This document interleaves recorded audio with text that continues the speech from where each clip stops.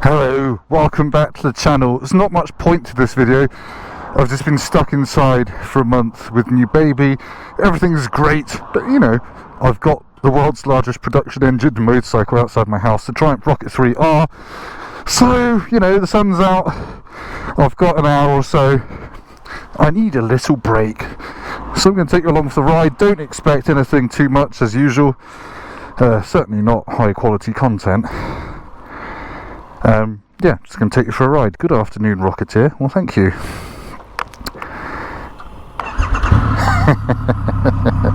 I've literally just done a mile from my house on this. It got delivered today.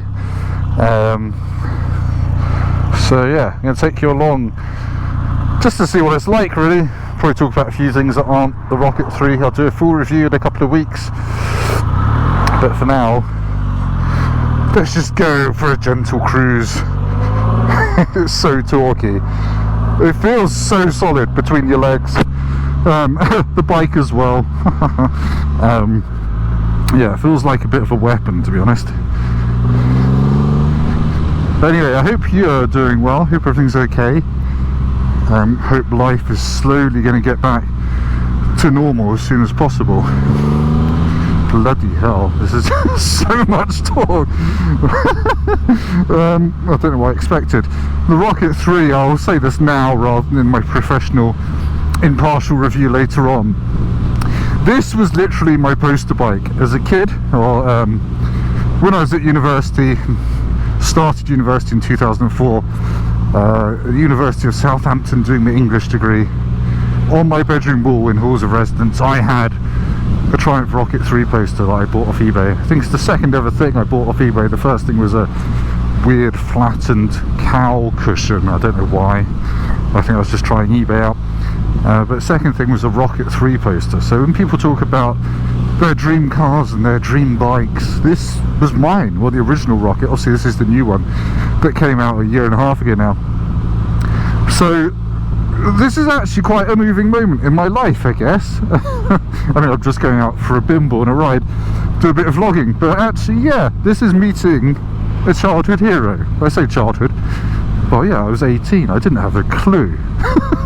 You know, it's funny, isn't it? You go through university and you come out the other end at the age of 21 and you think you're a fully fledged military grade adult, and you just don't know a thing, do you? I was so useless. Still am, even all through my 20s. But yeah, I did an English degree. I always knew I wanted to be a journalist, which I guess I'm fortunate that I knew what I wanted to do. But I came out with this English degree thinking, oh yeah, I can write, I can use words like metamorphosis and God, I've forgotten all my big words, and some other big words. In every essay, you know, you sprinkled them in, didn't you? The verisimilitude of this scene shows that reality is not all it's cracked up to be. And you go to journalism school. I did journalism school after university, and within a week they teach you that big words are bad and you should use small words. God, this is good. So yeah, I don't know how I got into that from Rocket 3, but yeah. Useless university student had a Rocket 3 poster on my wall alongside one of Shrek 2. Remember Puss in Boots? That cute little cat with the sword. Antonio Banderas, I think it was, had one of those next to that. The girls loved it, probably. They didn't love me. But hey, I always wanted to ride a rocket, here I am, and I'm not disappointed so far. It feels like it looks. It's not as long as you think. It kind of almost feels like an overgrown speed triple, a little bit, in the way you sit on it. There's a slight reach forward to the bars. This is the R model, so it's got the slightly mid-mounted foot pegs, so not all the way forward, for which I'm grateful. Oh, and that engine is so... it's just like a truck. I feel like someone's ripped a diesel engine out of an old Deltic train or something, hashtag train spotter, and stuck it in something with two wheels. And I've been around a couple of corners on this, and it goes around corners much, much better than you would think. And I know that's kind of Triumph's thing, but it's definitely true here. Right, oh, I am putting my foot out a little bit. Hello, Mr. Bentley. Shit me. The way this thing picks up and buggers off is immense. So yeah, this is I'm just going for a ride. I've been back at work 2 weeks, and yeah, I'm very fortunate my work allows me to get out and do things like this, and I'm able to kind of do bits of work holding a baby and all that kind of stuff. It's all very flexible, modern and lovely. So it could be worse. We're all just a bit knackered. I say we, my girlfriend is 4 times more knackered than I am, but there we are. If any of you have had 2 kids, I salute you, because you think one is bad. At least one, you get a break from it. When she goes to sleep, or when he goes to sleep, you're like, oh, I've got a few hours to do what I want. Nuh-uh, not with 2. That's you on 24/7 watch for a couple of years, I think. Or me, my girlfriend. So yeah, this is very much needed to get out and ride. I've just impulse purchased some new summer gloves, which come on Thursday, which I'm quite excited about. I just wanted some short leather gloves, because I've lost one of my nice ones. So I've got some racer gloves coming. I've had racer gloves before, and they've got kangaroo leather palms, and I just remember them feeling like you're not wearing a condom. It was lovely. No condom hands. Oh, look at this.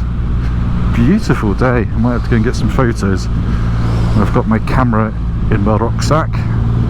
I'm only running one GoPro today because, to be honest, I wasn't desperate to come out and do some vlogging. I really just wanted to go for a ride. Oh, it feels a bit weird mid-corner when you let off. Let's go. Oh god, that is so quick. Goodness me, gee willikers. It's stonking amounts of torque. That's lovely. 6th gear, just cruise along. Have I got cruise control? Yes, let's set that. If I can remember how. There we go.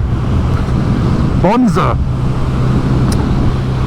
But yeah, I've got a few things planned. Obviously, riding this, reviewing this. I've got the new BMW R9T. It's updated. I think it's Euro 5 bits and bobs. I like the R9T, so I've got another one of those coming in. I had one before I started doing videos. Really liked it. There's Mr. Bentley in a hurry. And I'm going to do Ducati V4 Street Fighter in a couple of months, but it's warmed up a bit. And I kind of want to try some KTMs as well, and give an opinion on those, what it's worth. Now I just need to ride my Hypermotard a little bit more. I actually need to do some maintenance on it. Right, I'm going to stop talking, because obviously this is naked. It's windy, and you probably can't hear me very well. So I'll see you again in a minute. Okie dokie, I just stopped to take some fairly crap photos. I always do this thing where I bring my nice camera out with my nice lens and image stabilization, all the rest of it. Take some photos, and I'm never really that happy with them. Take one on my iPhone, and it nails it. The lesson there is you have to get good at Lightroom and processing RAW files from a proper camera. Otherwise, you might as well just use your phone. So there you go. I'll stick some of them up if they're any good. Goodness me, I think I'm falling for the charms of this rocket. Feels like exactly the right bike for me right now. It's big, it's just ridiculous, and I like that. There's so much stuff in the world at the moment that is serious and overblown, over-egged and overwrought, really. And people just take everything so seriously, and there's lots of stuff in this life that shouldn't be serious if you can help it. If you can lead a silly life and have lots of silliness in your life, I think you'll live longer and have a better life. Like being silly with your kids, or buying 2.5 litre motorbikes, or I don't know, just you know, going with your heart and doing the thing that makes you smile rather than the thing that seems like the right thing to do. There we go. That's not particularly profound, I know, but I'm a great believer in not being very serious, and I think it annoys some people, certainly in the world of car journalism, which is a very serious world, very worthy, very, oh, everything has to be done just so. What do you mean you couldn't feel the difference in steering feel between this and that? It made me smile, or whatever. I don't know, I think there's a lot of po-facedness that you could just do without, frankly. Go and buy yourself a Rocket 3. End of vlog. No. Right, oh god, a bit scared. 30 to 60 in second gear. Let's just go for it. Oh god, there we are. And that wasn't full throttle by a fairly long shot. Just, oh, so aggressive. I love it. And I'm not even in sport mode yet. Let's try that. Road sport. And then I have to hit the tick. Please wait. Alright, yeah, throttle's a bit sharper. That needs a bit less twisting.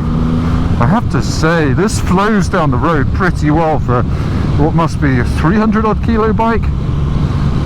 I've not scraped the pegs, I'm a bit scared of when that does happen, but nice. It just encourages you to be smooth and flow with the road. And to be honest, it's got a fat 240 section rear tyre on it, and it's not having any impact on my fun. Yeah. Oh dear. Yeah. Life can be draining, can't it? But that's why we ride motorbikes, to recharge our batteries of fun. Shit the bed. Certainly arrive at each corner a bit faster than you anticipate. The brakes are good though. The front brake's strong, as you would hope. Oh yes. Right, let's go. I should need to go home because I need to, well, my other child's about to arrive home and I'll be hell to pay if I'm not home there to see her. Quite rightly. Okay, right, let's head homewards. It does turn a bit more slowly at slow speeds and you think, fucking hell.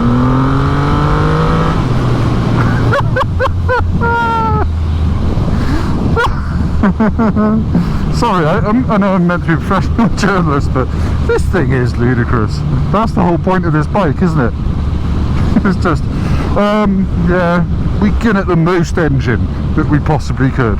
No, what kind of engine? What, is it high compression? No, just the most engine we could possibly fit between two wheels without turning it into a lumbering aircraft carrier made of turkey. It's bravo triumph. Yeah, I like bikes like this. I guess this would sit nicely alongside my Hypermotard, because that's not a very serious bike either. That's just a BMX with a slightly angry terrier powering the wheels. Gear shift's quite nice as well. All feels quite industrial, but in a slick sort of way. It's good. Alright, you gonna pull out on me? I bet you're gonna pull out on me. Don't pull out on me, don't pull out on me.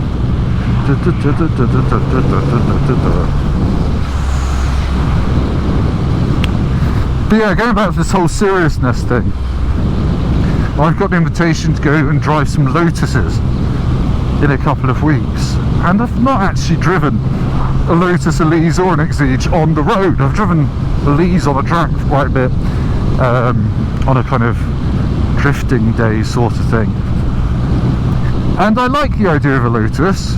It appeals to me. For a start, they don't depreciate and they're lightweight and they're fun, but that whole lightweight fun thing comes with a whole lot of boredom of people on the internet who just think cars Jesus Christ, cars have to, you know, be serious things to deconstruct, and I don't know. And you see these Lotus drivers out on a sunny Sunday, they'll be stuck in traffic with their little baseball caps on, annoyed that they can't enjoy their steering feel because they're stuck behind a car, because of course they're stuck behind a car, they're in a car. And I think these are just people that should just go and buy motorbikes. I don't know. Obviously I do like nice fast cars, but it's just becoming increasingly hard to enjoy them. And the whole point of a Lotus is they don't go all that fast, I guess, so you can enjoy them at road speeds. Some of them are crazy fast, but I just feel it's a bit of a niche market unless you're in the balding man wearing a baseball cap sort of brigade. Just go and buy a motorbike. I think it just says, I'm a bit too scared to learn how to ride a motorbike. What are you doing? Oh, stretching. So that's a bit of a weird place for some self-onanism. I thought that was Prince come back from the dead, having several vertebrae removed, so he can suck his own willy. I told you this was going to be nonsense and rubbish, didn't I? There's mud on the road. Oh, look, there's a new Evoque. Actually, quite a good car. I drove the Evoque Hybrid last year, and it did skids round a roundabout. I didn't expect that. Yay, Honda E! I always see that on this road. Another not very serious car. It's an electric car that costs 25 grand, that can only really go 120 miles on a charge. But it looks beautiful, it's great, it looks silly. Ah dear, someone has bought that with their heart and not their head, which is to be applauded. Look at that. You can see Leith Hill Tower up there. From there you can see Wembley on a clear day, Wembley Stadium, where I once saw Coldplay, cough cough. It was actually a really good gig. Sorry, I'm not a massive Coldplay fan, but when you're in a stadium with God knows how many tens of thousands of people who all know the words to every song, and you've all got flashy light up wristbands on, it's probably the closest to a religious experience I've ever had. And then best ever gig was Bruce Springsteen, and Paul McCartney came out on stage and they got the sound turned off for playing for too long. That was pretty good. Oh, look at this. Hopefully you can see it and I haven't got like a dead fly on my camera. What a beautiful day. I feel like we're coming into something good. We're coming out of winter. Lockdown is hopefully going to ease. Hopefully we don't go back into it ever again, because it's been pretty shit. I think, well, I've coped with it. But I'd not want to do it again out of choice. I'm just looking forward to being able to go and sit on a beach somewhere and fill myself up on pizzas, preferably in Italy. This road is now a 40 limit. It was a 60 until 2 weeks ago, and arbitrarily it's been lowered to a 40, which is a bit shit because this is a really good road. Look at it. Oh no, it's really dangerous. Look at all these turnings. Admittedly, there is one turning, one junction on this blind crest up here, but I mean, put it back to a 60 after that or something, I don't know. Hey, someone got told they did a good job for knocking this down to a 40, and it's this entire road, which, as you'll see, is pretty good. This corner here, it's like a 90-degree one, nicely cambered, shell grip.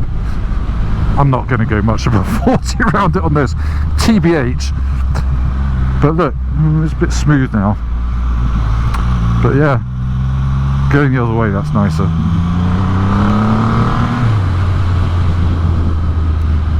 And all this little section of sweeping bends down here, little compression, wheelie out here on my motard. Obviously not on the road, no real wheelies. Yeah, beautiful road. And now, because someone's complained, probably fairly, because I bet lots of noisy motorcyclists come down here with straight pipes on their inline 4 chavvy rocket ships, have ruined it for everyone else, bouncing off the rev limiter in second gear. I don't know. I'm guessing. But yeah, if you've not checked it out, watch all of 4040's Monday lockdown shows. They are so nice to have on a Monday evening. The week has started, everything's a bit crap, knowing that you've got those two comedy geniuses talking about motorbikes for 45 minutes on your TV is a wonderful thing. So do go and check it out. They call it the lockdown show, and they kind of do unpopular opinions and things like that. They did a good one the other week about all the things that you should ban from motorbiking, such as basically any chavvy bolt-ons for your bike, anodized bits, that kind of stuff. I would add any loud exhaust on a 4-cylinder bike, because they always sound a bit gash, don't they? Unless it's a V4, obviously. But yeah, what would you ban from the world of motorbiking? I've just gone from this really inclusive, have fun, don't be serious thing to, we need to ban stuff! Well, sorry. So yeah, tell me in the comments what you think gives motorcyclists a bad name. And if you say me, then... Right, that is probably way more than enough chat for one day. As I said, full review of this will be coming soon. R9T as well, possibly some hybrid motard stuff. Tomorrow, on the car side of things, I'm going to Porsche to drive a bright green 911 GT3 RS. I'm not going to sleep tonight. I don't get that excited about mini cars because frankly bikes are better, but the GT3 RS has kind of been my poster car, that kind of lottery win dream car. Never driven one. I lose my GT3 RS Ginity tomorrow, so that will be interesting to see what that's actually like. But anyway, thank you for watching. Please like, comment, subscribe, hit my bell, hit my ding dong bell, and I'll see you very soon for more stuff. Goodbye.